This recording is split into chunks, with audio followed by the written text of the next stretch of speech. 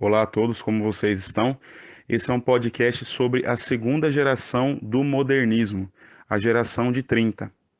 Bom, para pensar um pouco sobre a geração de 30, na questão da poesia, da segunda fase do modernismo, primeiramente nós precisamos entender que não foi um sucessor no sentido de substituição ou de confronto do modernismo propriamente dito. Pelo contrário, de certo modo, ele até bebeu algumas fontes do modernismo e usou de algumas portas que ele acabou abrindo para aquilo que viria a ser essa segunda geração. E para que nós possamos entender de fato o que aconteceu e o que foi essa segunda fase e de que modo ela se caracterizava, primeiramente nós precisamos nos voltar para o contexto histórico da época.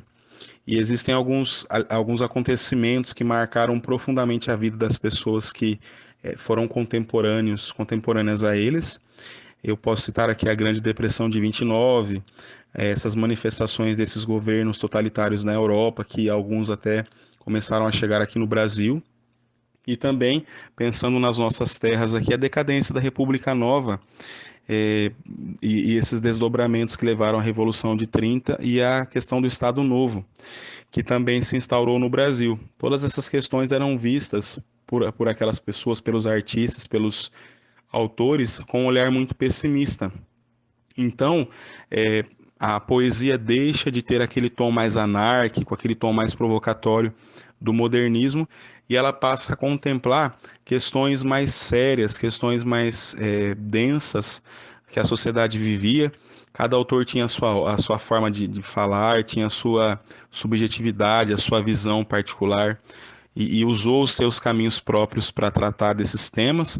Porém, de um modo geral, esses autores eles são reconhecidos de fato por falarem desses contextos históricos com esse tom de seriedade, né? Olhando para o mundo com um modo mais realista, digamos assim, mais real, só que levando esse pessimismo também.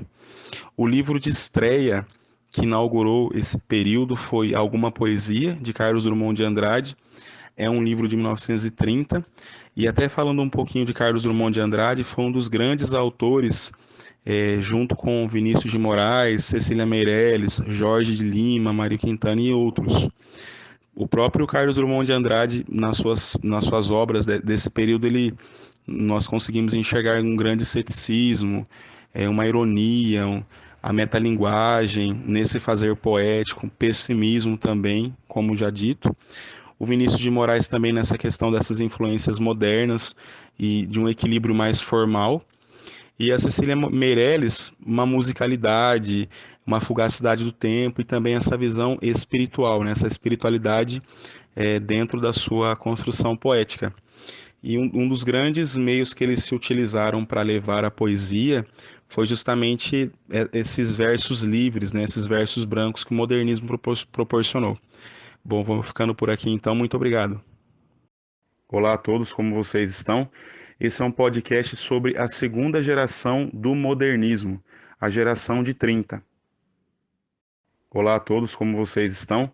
Esse é um podcast sobre a segunda geração do modernismo, a geração de 30.